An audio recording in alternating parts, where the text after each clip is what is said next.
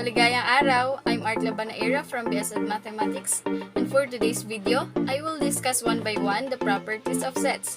But let us define first what is set. So in mathematics, sets are the collection of an objects and can be represented in the set builder form or roster form. Usually, sets are also represented in braces. For example, let set A is equal to 1, 2, 3, 4. So that is a set. Now, let's move on to properties of sets. First property of set is a commutative property.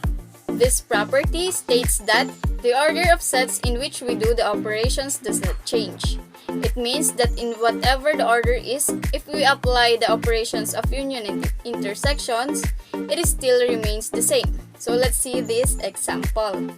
Find the union of sets A and B and prove that it follows the commutative property of the union of sets. Here are the given. Set A is equal to 1, 2, 3, 4, 5, 6 and set B is equal to 2, 3, 5, 7, 8, and 9. The commutative property of union of sets is A union B is equal to B union A. So in order to find A union B, we need to combine set A and set B, which are 1, 2, 3, 4, 5, 6 and 2, 3, 5, 7, 8, 9. So when we combine it, A union B is equal to 1, 2, 3, 4, 5, 6, 7, 8, and 9. And the union of B and A is equal to 1, 2, 3, 4, 5, 6, 7, 8, and 9. We should avoid the redundant elements. So from the above two sets, we can observe that A union B is equal to B union A. Therefore, the two given sets follow the commutative property of the union of sets.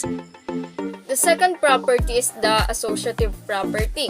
It states that it doesn't matter how the sets are grouped as the result will not change. In associative relation, if we have three sets of A and B and C, it is required to make a union between these sets, and this can be written as this. Here is the example of associative property. Set A is equal to 1, 2, 3, 4, 5, B equals 3, 4, 5, 6, and C equals 5, 6, 7, 8. It shows that A union open parenthesis B union C close parenthesis is equal to open parenthesis A union B close parenthesis union C. When we find union of B and C, we have 3, 4, 5, 6, 7, 8. And when we find A union B union C, it is equal to 1, 2, 3, 4, 5, 6, 7, 8. And when we find A union B open and close parenthesis union C, it is also equal to 1, 2, 3, 4, 5, 6, 7, and 8. I have here Venn diagram to prove that is associative property. The last property that we will discuss is the distributive property. So it is the mix between union and intersection. Let set A equals 0, 1, 2, 3, 4.